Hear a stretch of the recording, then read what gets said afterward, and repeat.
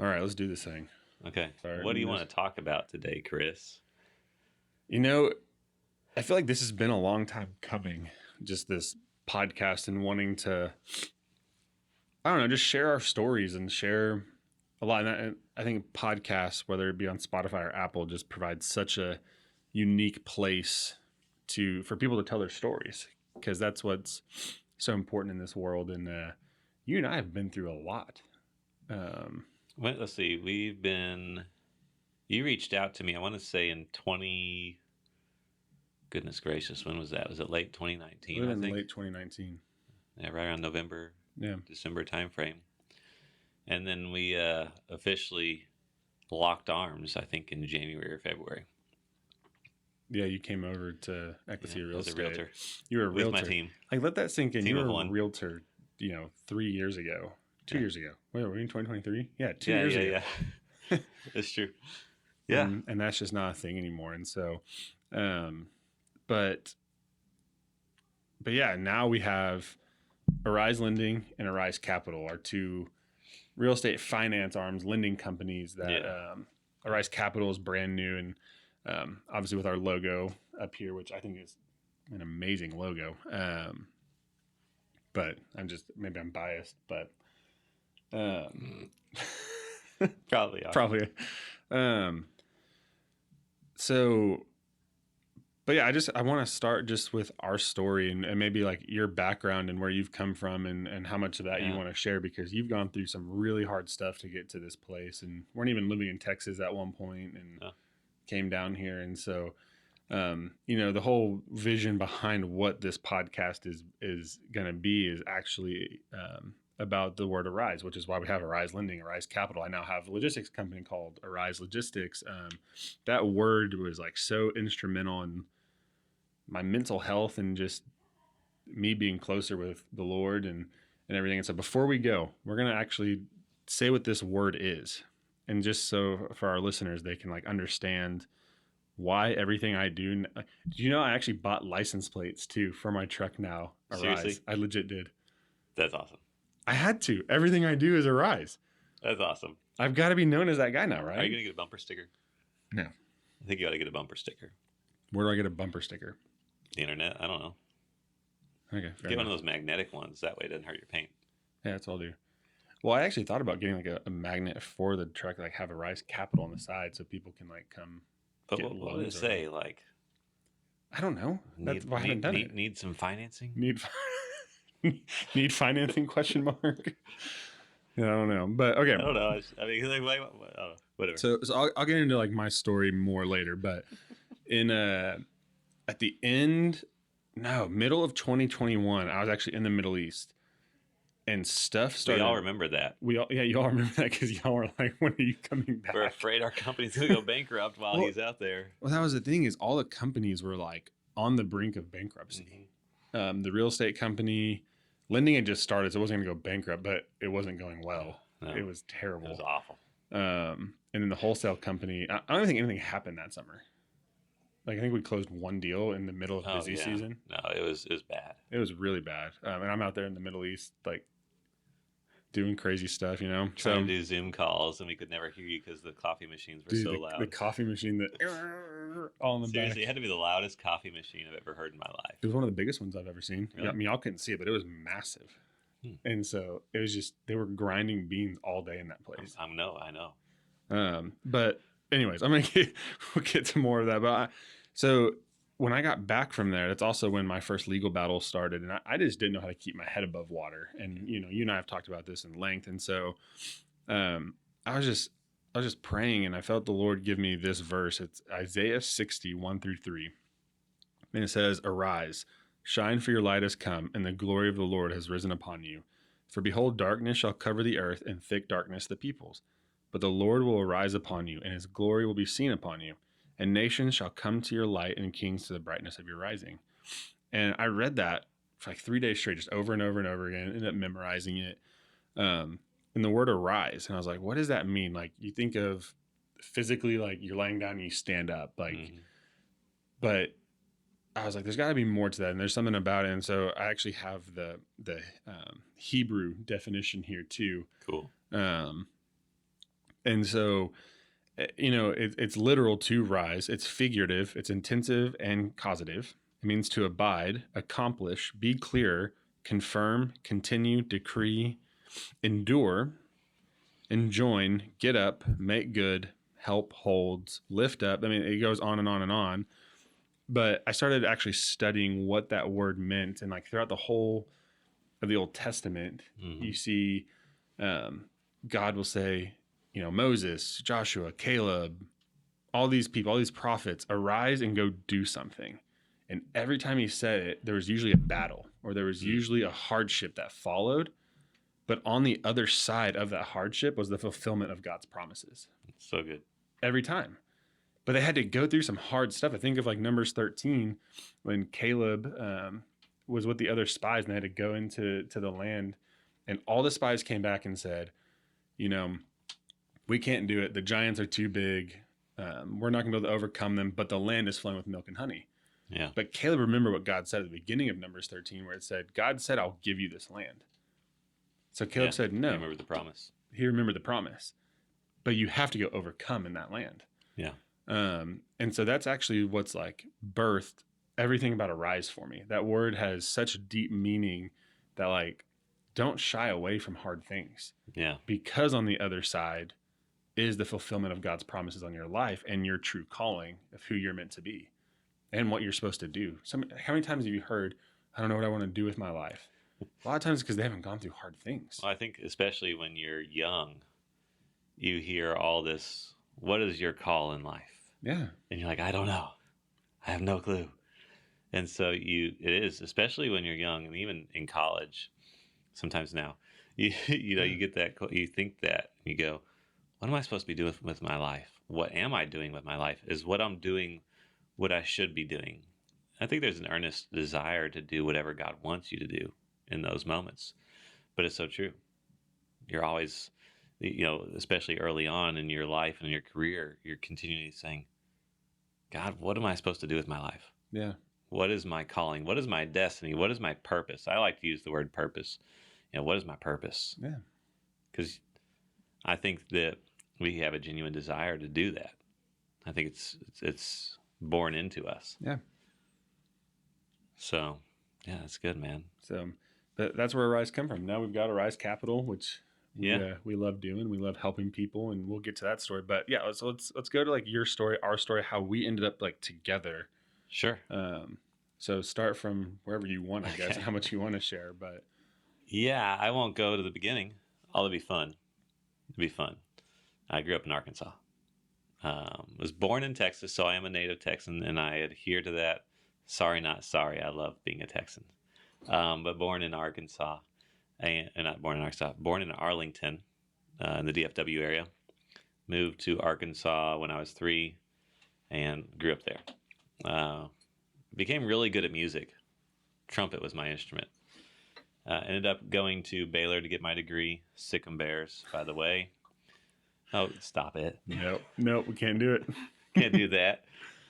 Sic 'em Bears, yeah. And I was a trumpet major with the goal of playing in a symphony someday. I thought that my calling, my purpose, my destiny was to play in a symphony.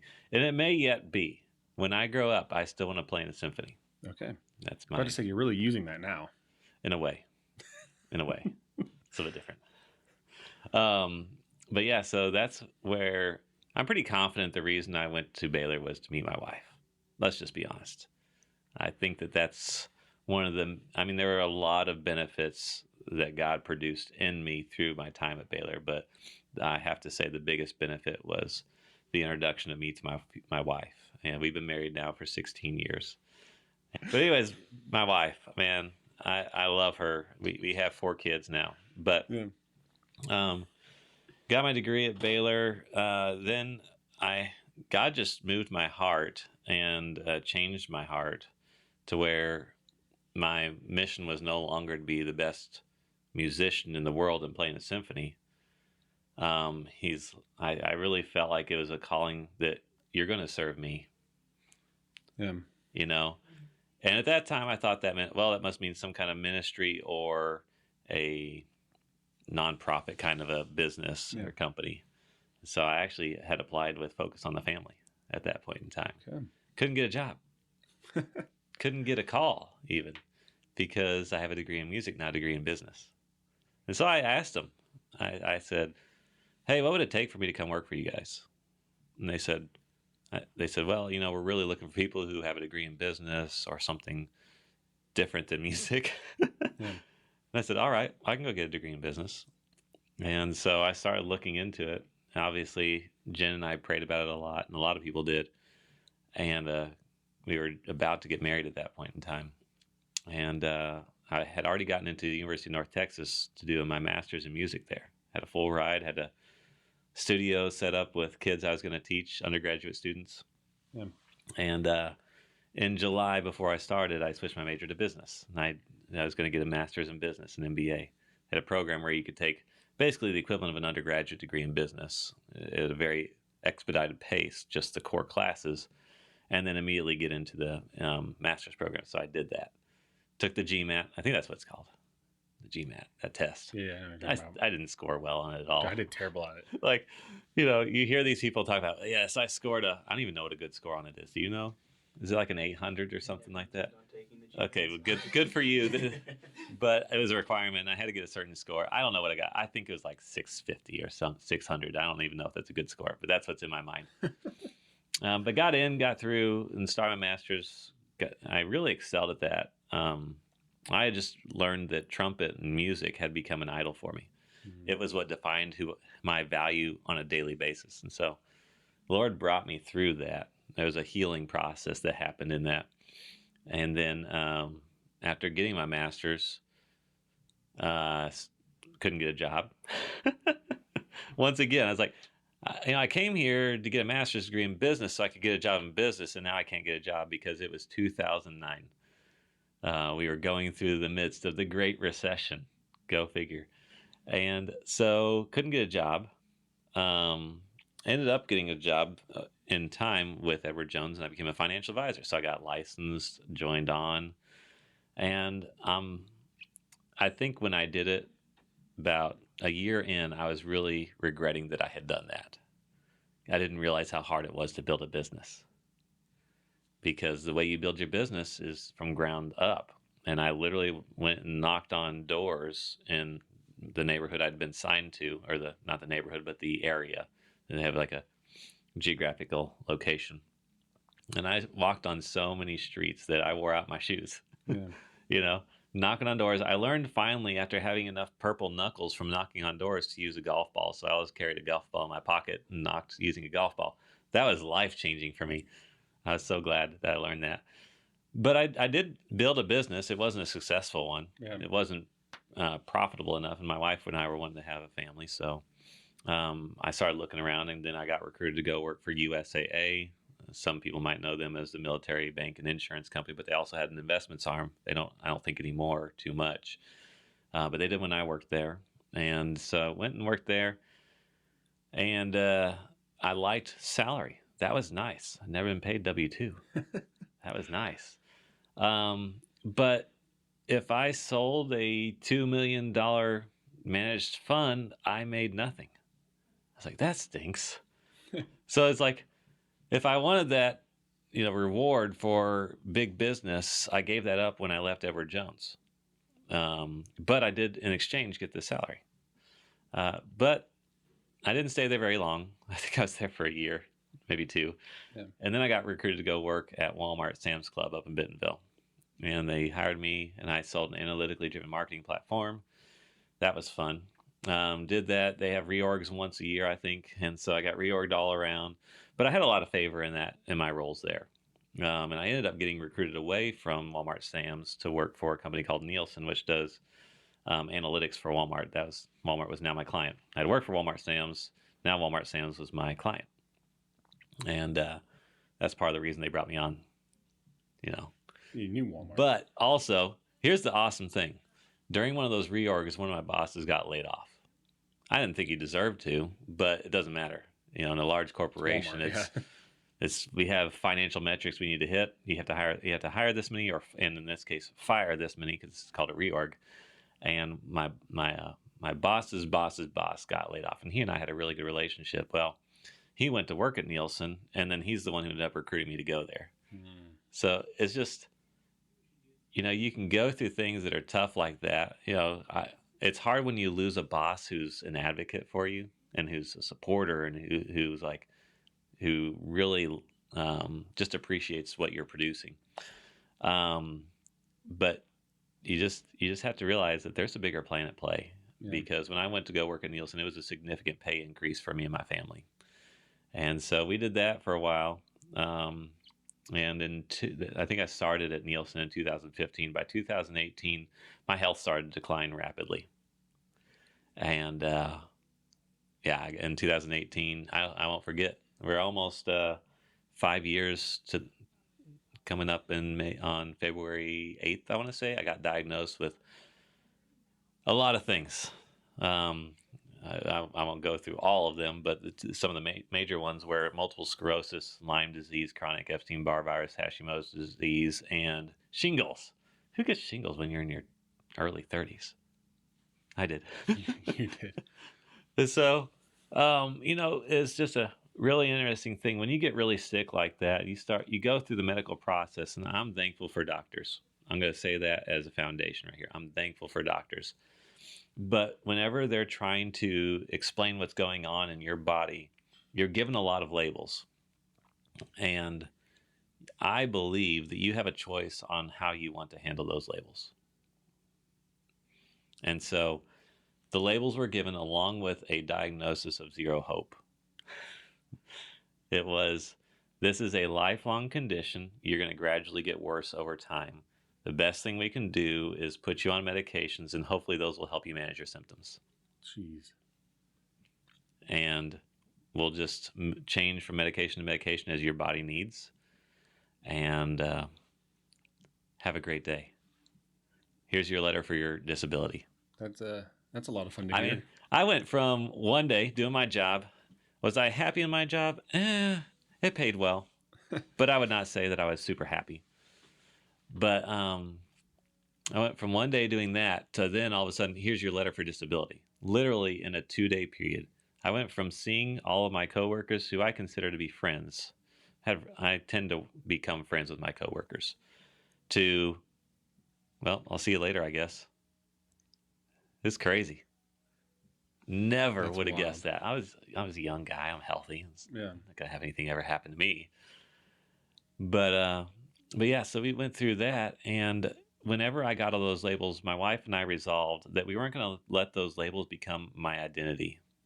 In other words, when they say multiple sclerosis, lifelong condition, permanent and gradual decline in your health, we said, well, that's what man says, but God, what do you say? What do you say about me? He said, and what he says is, he says, you are fearfully and wonderfully made. And so we resolved to align to what God has to say about me. We resolved to call those man's understanding of a person's condition and the label they put on it, but not the definition of who I am. The doctors didn't ever intend for it to be anything negative. I don't believe that at all. They're doing their job. But for us, we had a decision on how we were going to receive that, and so we chose to receive it differently. We did not agree that it was a hopeless lifelong condition. We called it, well, there's something bigger going on here. Yeah. And now I can see what was going on. So we came down to Texas. That was in 2018 on February 14th. So as we're driving to Texas, my wife and I are like, happy Valentine's Day.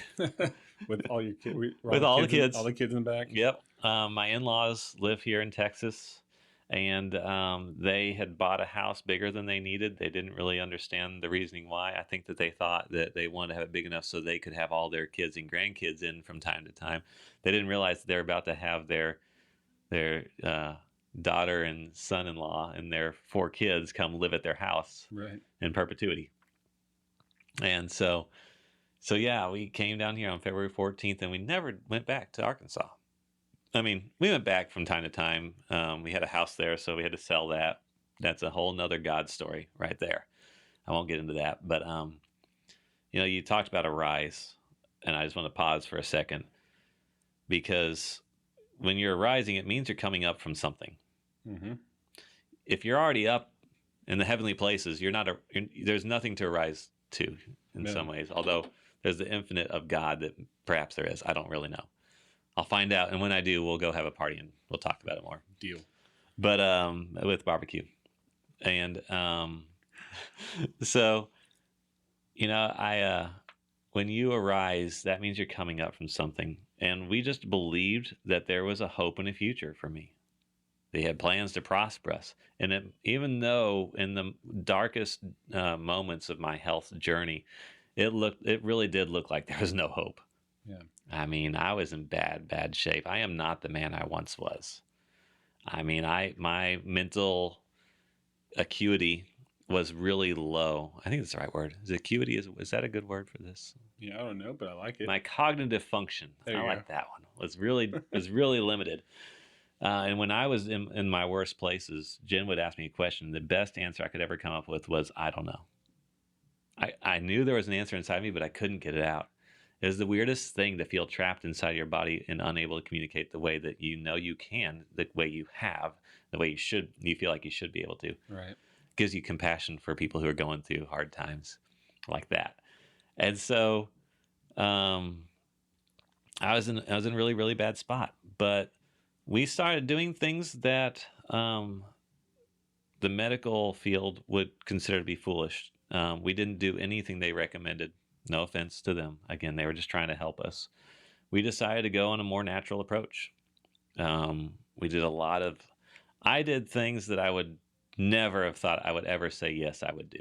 I'm not going to go into the details. But colon cleanses and things like that. I did a lot of that. Yeah. So did everything natural that we could. Changed diet, changed lifestyle. Within a 3-month period, I went to 100, or well, not 100. I think it's like 80 doctor's appointments. Jeez. Went to a lot, and so I was. Needless to say, I was in really, really bad shape. I slept, I think, 6 hours a day, on average, during that time. But in 2000, what was it?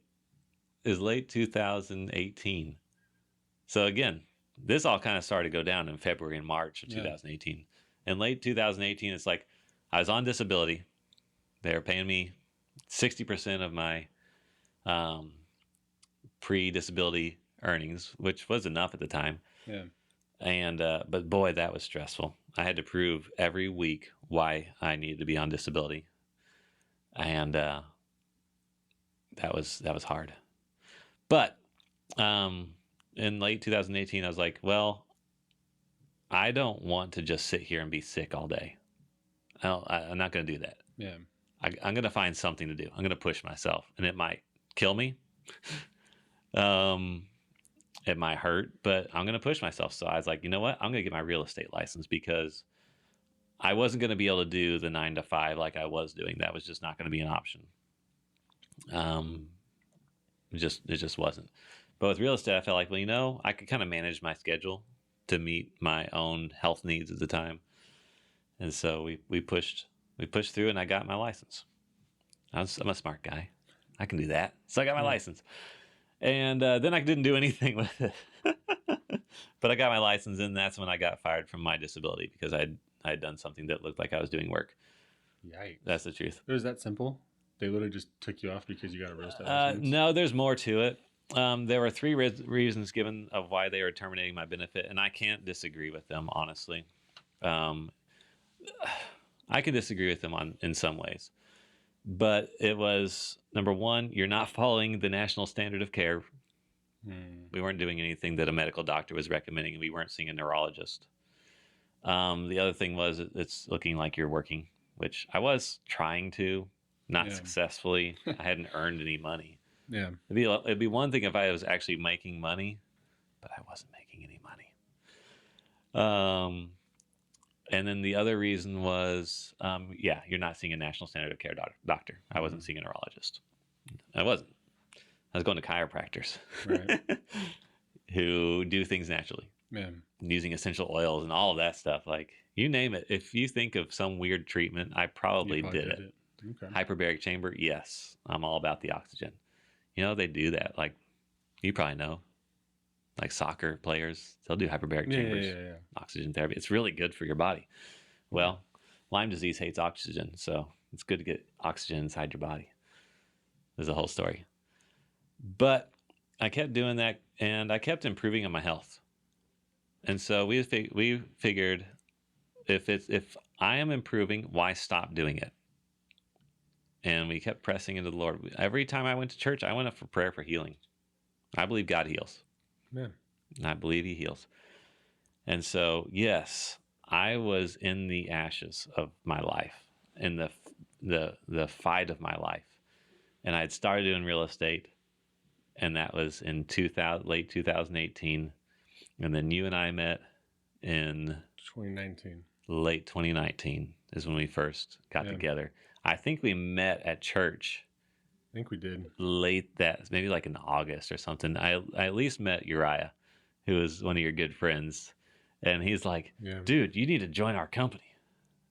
You know Uriah. Yeah. And it's like, I don't know. I'm just doing my real estate thing, not very successfully, but I'm just doing my real estate thing. But and I had a partner, a good friend of mine, who we had started a team in real estate together. And then when I met with you and Uriah and Jacob, I think was in that meeting. Jacob was in that one, yeah. And told you kind of my heart and my story, because I just believe God's in business. I absolutely believe God's in business. And I believe that we have an opportunity as kingdom business leaders to influence a culture in ways that we wouldn't be able to influence it if I was sitting behind a desk at a church, or even for me in a mission field. Yeah. My calling is not necessarily going on mission field type things, although I think that there's likelihood that will change. Probably not permanently, but I've learned I'm not going to try to predict what's going to happen with what God's going to do in my life. That's probably pretty smart. Well, we'll find out. So then you and I met. I was doing the real estate thing too, again, not too successfully. And then I started a financial consulting business where I teach people how to manage their cash flow incredibly powerfully, and learned a lot during that process of loans and how to utilize loans for your benefit, and really dove into financing. My master's degree, my MBA, has a focus in finance. I love numbers. Math is my jam. I love Excel spreadsheets. I am in my happy place when I am sitting working in an Excel spreadsheet. Yeah. Creating formulas, That sounds terrible. all kinds of fun things. Oh, no, it's wonderful. No. I have spoken. This is the way. Then you and I were talking one day, and you were saying, we need to be a bank. And I said, I don't think so. We don't have $11 million in reserves. Yeah. I literally was sitting with you, and I was like, can we become a bank? And you were like, no. No, we can't. I was like, I want to lend. Like, how do I do true. that? And so I think I had done some research on, what does it take to become a lender? And so that's why when you asked that, I was like, no, we can't be a bank. I already knew the answer. And then you're like, well, I want to be a lender. And I said, well, we can become a mortgage brokerage. We don't have to have $11 million in assets. We got to get some licensing. And there's a whole host of other things that I probably need to learn. But we could probably do that. I still didn't believe it, actually, because I remember. I still thought you had to have a certain amount in reserves to even become a mortgage broker, even though I didn't really realize that you're just brokering and originating loans. You're not actually holding on to them. Exactly. So that's why you didn't need the capital. Exactly. I had zero idea. Well, and I remember we probably had 5 or 6 different conversations about different reasons why we couldn't do it. Yeah. And it wasn't because of you doing anything wrong. I think that I had those same concerns too, because I had done a ton of research. I think before we even applied for our licenses, I did probably 3 months straight of research. Yeah, you were the research guy. I just said, I'll give you a credit card if you go do it all. Yeah, you said, well, you'll fund it. I didn't believe it would happen. You're like, let's just apply with the state and see what happens. And, I didn't know if we would get through because I had never done that before. First of all, remember, I was the corporate guy before I got sick. And so that's all I knew. Wasn't very happy in the corporate life. I had thought about doing real estate at one point in time very seriously, but couldn't pull the trigger because I was afraid to do it. because I don't want to be self-employed. Well, now I'm forced to be self-employed. That's the glory of God. Yeah. You know, the thing that you don't want to do, and you give so many excuses to why you can't do it before. Sometimes I'm not saying that he's going to use sickness to do it. I hope he doesn't. I don't believe he does. I don't believe God causes sickness, by the way. I don't think that's his thing. But in my case, in the sickness, he used it in the whole story to get us here. Yeah. And he used it to give me space to learn. And he used it to give me an opportunity to really express the creativity that he put in my heart as it pertains to building companies. He did. Yeah. It's just him. I can't give any credit, but I'm a creative guy. Yeah. And I had all these ideas in my brain that I never would have acted on had I been in the corporate culture. Yeah. Because I had my steady paycheck, my 8 to 5. I get done for the day. I go home. And then next week, I do the exact same thing over and over again. God bless you, anyone who does the corporate routine. It's awesome. I'm glad for you. I'm glad that it satisfies you. It did not satisfy me. It was not my purpose. You know, I've never tried it. I've never been in the corporate world. Never done it. That's awesome. It has its benefits. My dad was corporate all his life. You know, he worked for 28 years at Walmart. By the way, he's not the reason that I got the job at Walmart. If anyone ever wonders that, he did not recruit me to Walmart. I got it through my brother-in-law who worked there. Yeah. He spoke a good word for me, and that's what got me through the first gate in the HR process. But then I applied and I qualified and all that. But yeah, I don't think that I would be self-employed to this day if it hadn't been what God did through the sickness to bring me into this. And now you and I are partners in 2 companies. Yep. And I've got my financial consulting company, and then I'm working on yet another one here. Hopefully we'll launch in the next few months. We'll see. Yeah. What does your dad think about you going to the enemy and going to Amazon and not being part of Walmart? He doesn't know yet. Oh, you haven't told him. No. So we got to air this after. Yeah, we're gonna have to take this part out. Sorry, Bryson. Thanks, Chris. But no, I haven't. The reason I haven't told them is because I don't want to get their expectations up that I might move back to Arkansas. And if I get Amazon, I'm going to tell my parents. I already know how I'm going to talk about it. At least I think I do. And the first thing I'm going to say is, first of all, I'm not moving to Arkansas. I just want you to know something real quick, because I'm going to tell you something that's pretty impactful. I'm not moving to Arkansas, but I may have this job here. I've got this job here, and I will be spending more time up there. But I'm not moving there. But we're not moving there. And I'm going to buy a house here. It's going to happen. Yeah. So. Oh, that's great. Yeah. Well, so quite the journey, but it is absolutely an ashes, rising up from the ashes kind of situation. Yeah. Because I was in one of the darkest places I've ever been in my life. My health was failing me. Yeah. My family, we didn't have provision. I mean, when they terminated my Social Security, not my Social Security, but my disabilities, I no longer had any income. And I did not have any income, zero, for a year and a half. Yeah. I'm looking up a book right now because something you were saying just made me think of this. So we have this whole like premise of arising, right? And like your story clearly shows like going through hard stuff, but like a more like in depth. And I want to make sure I give this guy credit because it's his phrase. Peter Scazzaro, he's written all like the Emotionally Healthy Discipleship, Emotionally Healthy Leadership, like some phenomenal books, by the way. If you haven't read them, cool, read those. Emotionally Healthy Leader is like one of my favorite books. And in the last chapter, he has a phrase. And it says, every resurrection is preluded by a death. Duh. And like, I read that at first. And I was like, that's a cool phrase. And then you actually dwell on that. And you think about like what Jesus had to go through. He had to die to arise. Yeah. To do the greatest miracle in the history of miracles and people and things in the world. He had to die. And you think about like what we have to go through on a daily basis, like die to self.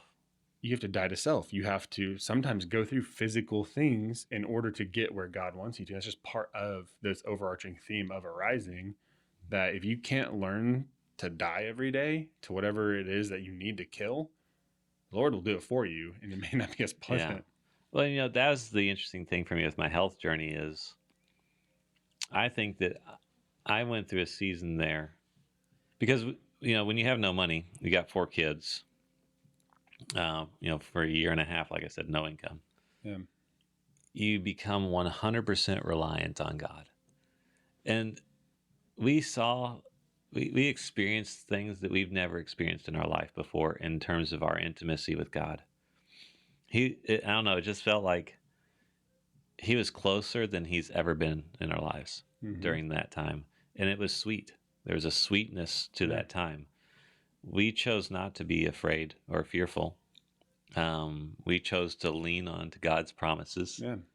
We chose to believe that those promises are true and tried to get back to that childlike faith as best we could, best we knew how. And he proved himself faithful. Yeah. That's it. It's funny. I was just, last week, or maybe this week, I happened upon some of my old journals that I wrote in 2019. And I'm a different person, obviously, than I was even back then. I love being able to look back on myself 2 years ago and say, man, I'm not the same person I once was. I love doing that. And I plan for that to continue to be the story of my life.